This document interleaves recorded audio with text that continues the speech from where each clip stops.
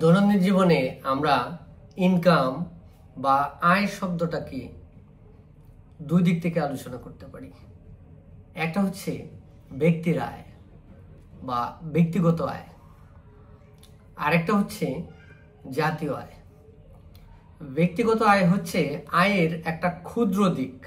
আমাদের যদি 18 কোটি মানুষ হয়, তার মধ্যে আমি জহির স্যারের আয় বা একজন ব্যক্তির আয়, এটা পরিধির দিক থেকে খুবই ছোট বা একটা অংশ বিশেষ।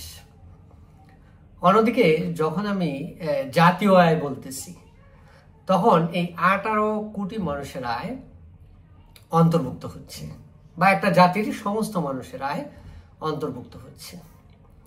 তাহলে এই একই আয় আলোচনার জন্য আমরা কখনো ক্ষুদ্র দিক ব্যবহার করছি, কখনো বৃহৎ দিক। এই যে একই বিষয় ক্ষুদ্র ক্ষুদ্র অংশে বিভক্ত করেও আলোচনা করা যায়, আবার সামগ্রিকভাবেও আলোচনা করা যায়। এই বেসিকটার উপর ভিত্তি করে অর্থনীতিকে দুই ভাগে ভাগ করা হয়। একটাকে বলা হয় ব্যষ্টিক অর্থনীতি, আর একটাকে বলা হয় সামষ্টিক অর্থনীতি। সর্বপ্রথম 1933 সালে, কত সাল? 1933 সালে রাগনার ফ্রিশ নামে একজন অর্থনীতিবিদ এই অর্থনীতিকে দুই ভাগে বিভক্ত করেন। তাহলে এখান থেকে প্রশ্ন আসে, অর্থনীতি কত সালে দুই ভাগে বিভক্ত হয়? 1933 সালে। অর্থনীতিকে কে দুই ভাগে বিভক্ত করেন? Ragnar fish. তাহলে যদি মনে না থাকে, এইভাবে মনে রাখবা যে রাগ করে অর্থনীতিকে দুই ভাগে ভাগ করে ফেলে। তাহলে রাগ মনে থাকলেই কিন্তু রাগনার ফ্রিশ কথাটা মনে থাকবে। 1933 সালে, যার একটা অংশের নাম ব্যষ্টিক অর্থনীতি, আর একটা অংশের নাম সামষ্টিক অর্থনীতি। এই ব্যষ্টিক অর্থনীতি, এটাকে ইংরেজিতে বলে মাইক্রো ইকোনমিক্স। এই শব্দটা আসছে মিক্রস শব্দ থেকে, MIKROS, যার অর্থ ক্ষুদ্র।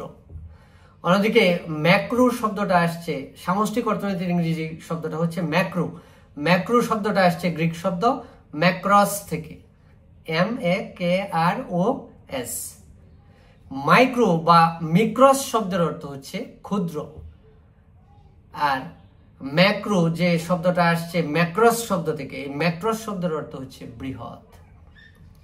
তাহলে আমরা যদি ব্যষ্টিকের সংজ্ঞায় যাই, যে অর্থনীতির যে শাখায় কোনো একটা বিষয়ের ক্ষুদ্র ক্ষুদ্র দিকগুলি নিয়ে আলোচনা করা হয়, তাকে বলা হয় ব্যষ্টিক অর্থনীতি। যেমন ব্যক্তিগত আয়, ব্যক্তিগত চাহিদা, ব্যক্তিগত যোগান। একটা আমরা জানি অসংখ্য ফার্ম নিয়ে শিল্প হয়, তাহলে শিল্প হচ্ছে সামগ্রিক ধারণা, আর ফার্মটা হচ্ছে ক্ষুদ্র ধারণা। তাহলে একটা ফার্মের আয়, ব্যয়, মুনাফা, এই সব কিছুই হচ্ছে ব্যষ্টিক অর্থনীতির আলোচ্য বিষয়। অন্যদিকে অর্থনীতির যে শাখায় কোনো একটি বিষয়ের সামগ্রিক বিশ্লেষণ করা হয়, কাউকে বাদ দেওয়া হয় না, সেটাকে বলা হয় সামষ্টিক অর্থনীতি। যেমন ধরেন জাতীয় আয়, অ্যাগ্রিগেট ডিমান্ড, সামগ্রিক চাহিদা, মানে সমস্ত মানুষের চাহিদা। একটা জাতিকে জানতে হয় যে এই 2025 সালে বাংলাদেশে কি পরিমাণ চাল প্রয়োজন, তার মধ্যে উৎপাদন হয়েছে কি পরিমাণ, আর কি পরিমাণ আমদানি করতে হবে।